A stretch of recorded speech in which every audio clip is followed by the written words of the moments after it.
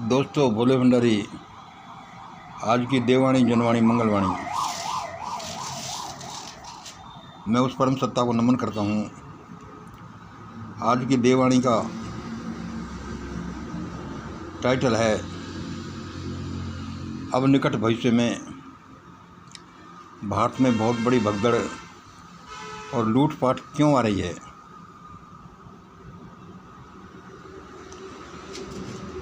क्यों आ रही है? देखो दोस्तों, हम ये पहले ही अपने वीडियो में बता चुके हैं, जैसा कि हमें देववाणी होती है कि अब भारत में एक बहुत बड़ी भगदड़ और लूटपाट आ रही है। आज हम इस बात में चर्चा नहीं करेंगे कि आ रही है, क्या आ रही है, कैसे आ रही है।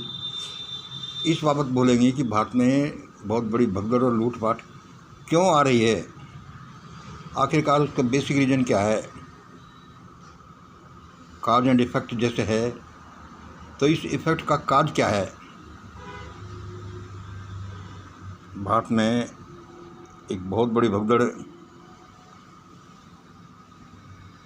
1947 से भी बड़ी, 1979 से बड़ी कश्मीर भगदड़ से भी और बड़ी लूटपाट क्यों आ रही है। अब मैं जो आपको इसका एक्सप्लेनेशन देने जा रहा हूँ, वह शायद कोई भी विश्वास नहीं करे। मत करो। आपका काम है विश्वास करना नहीं करना, जैसा आपकी रीजनिंग चलता है वैसे करिए। मेरा काम है अपने काम को करते जाना। तो दोस्तों सुनो कि भारत में अब बहुत बड़ी भगदड़ और लूटपाट क्यों आ रही है।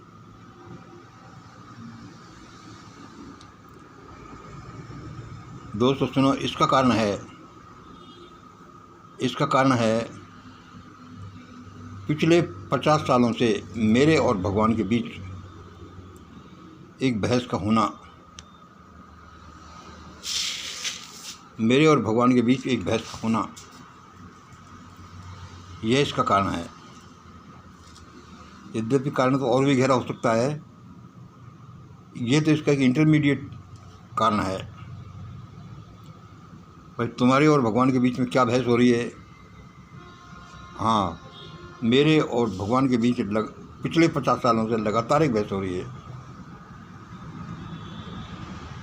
और उस बहस का नेट रिजल्ट है कि भारत में अब सबसे पहले भयानक भगदड़ और लूटपाट आ रही है। आप इसको किसी भी रूप में देखें, विश्वास करें नहीं करें, यह आपका काम है। मेरा काम है अपना काम करते जाना। वह क्या है? पिछले 50 सालों से जब से मैंने भगवान को देखा है, जब से मेरा उससे परिचय हुआ है,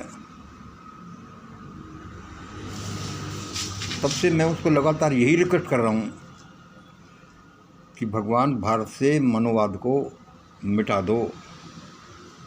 मनोवाद जो शैतानवाद है, मनोवाद जो पिशाचवाद है। अरे दिया, 5 मिनट रुक जा। क्या? 5 मिनट रुक जाओ, मैं खुद कह रहा हूँ। 5 मिनट रुक जाऊँ? हाँ, अभी वो पुत्रवधू जो खाने के लिए बोल रही थी, मैंने उसको बोला है कि 5-7 मिनट रुक जाओ, फिर मैं खाना अपना आप ही खाने के लिए बोलूँगा। चलो छोटा ही वीडियो रखते हैं।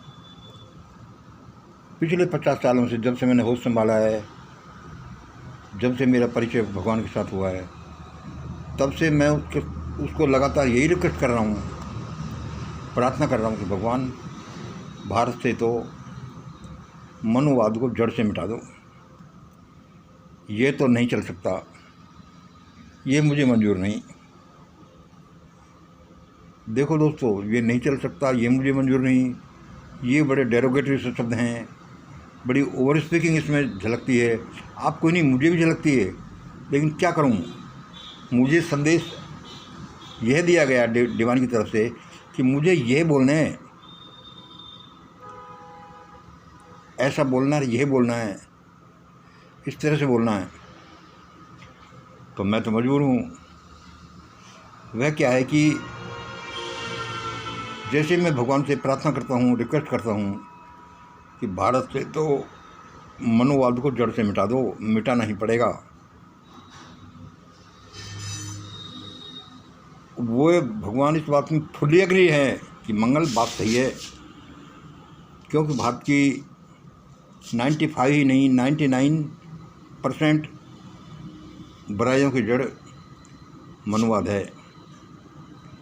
और जब तक मनोवाद नहीं मिटेगा कि भारत की ये बुराइयां, ये समस्याएं, ये शैतानियत जाएगी नहीं। तो इसमें भगवान कहता है कि मंगल, मैं भारत से मनोवाद को मिटा दूंगा, लेकिन इसमें एक खतरा आ रहा है। मैंने कि क्या खतरा आ रहा है?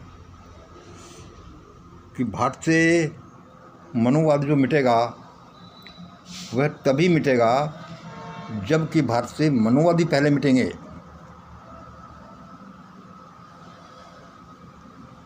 और भारत के मनोवादी भयानक तरीके से मिट सकते हैं। मेरी रिक्वेस्ट और प्रार्थना का उत्तर उसका यही है। और पिछले 50 साल से लगातार ये बहस मेरे और ईश्वर के बीच चल रही है। वो कहता है कि मैं मनोवाद को मिटा तो दूंगा, लेकिन उसके लिए पहले मुझे मनोवादियों को मिटाना पड़ेगा। मैं उससे पूछता हूँ कि आपको मनोवादियों से मिटाने का अर्थ क्या है? क्योंकि मनोवादियों को मिटा वो भगवान ऐसे भी सकता है कि उनका सुधार कर दे, उनका दिमाग ही फेर दे, या फिर उनको मार दे। मैंने उससे कहा कि भाई देखो, मारना मुझे मंजूर नहीं। इतना बड़ा हत्याकांड, इतना बड़ा जघन्य खून खराबा, ये मुझे मंजूर नहीं, लोगों का इतना बड़ा मारना। तुम भगवान भारत से मनोवाद को मिटाओ, लेकिन कोई खून खराबा नहीं होना मांगता।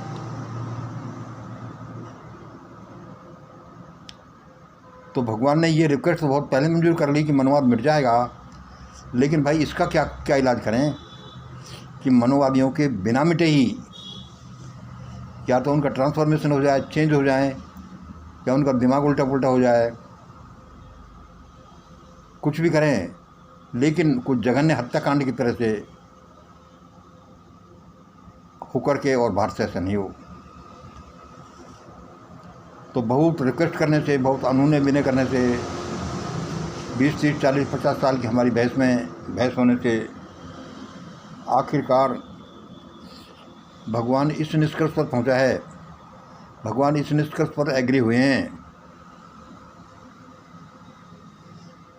कि मंगल, ये काम तो बड़ा मुश्किल है कि मनोवादियों के मिटाए बिना भारत से मनोवाद कैसे मिटेगा। लेकिन फिर भी मैं एक कोशिश करता हूँ, क्योंकि मनोवादियों के मिटाए बिना मनोवाद का मिटना ये इसी तरह से असंभव है, असंभव जैसा है, असंभव तो नहीं, असंभव जैसी काम लगता है, जैसे कि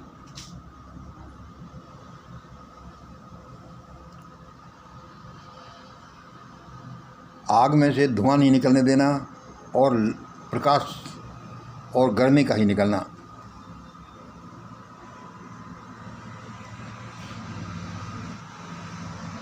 तो मैंने भगवान को इसी का एग्जाम्पल दिया कि भगवान, तुम्हारी शक्ति अनंत हैं, तुम कुछ भी कर सकते हो। तुम ये भी कर सकते हो कि भारत में लोग मारे नहीं जाएं, कोई सिविल वार नहीं हो, किसी तरह का हत्याकांड नहीं हो, और फिर भी भारत के लोग मनोवाद को छोड़ दें। मैंने उसको यही एग्जाम्पल दिया बिजली का। मैंने कि परमात्मा देखो, तुम्हारी दुनिया में पहले आग जलती थी, लकड़ी इत्यादि जलती थी, जिसमें कितना धुआं उठता था, प्रकाश और गर्मी तो मिलती थी, लेकिन धुआं बहुत उठता था जो आंखों को नुकसान पहुंचाता था। और फिर तुम्हारी दुनिया में बिजली का आविष्कार तुमने कराया, बिजली का आविष्कार कराया, जिसमें कि प्रकाश, हीट एंड लाइट तो मिलती है, लेकिन धुआं नहीं निकलता। जब तुम ऐसा कर सकते हो तो मेरे देश में ऐसा क्यों नहीं कर सकते कि मनोवादियों को मारे बिना तुम भारत से मनोवाद का खात्मा कर दो।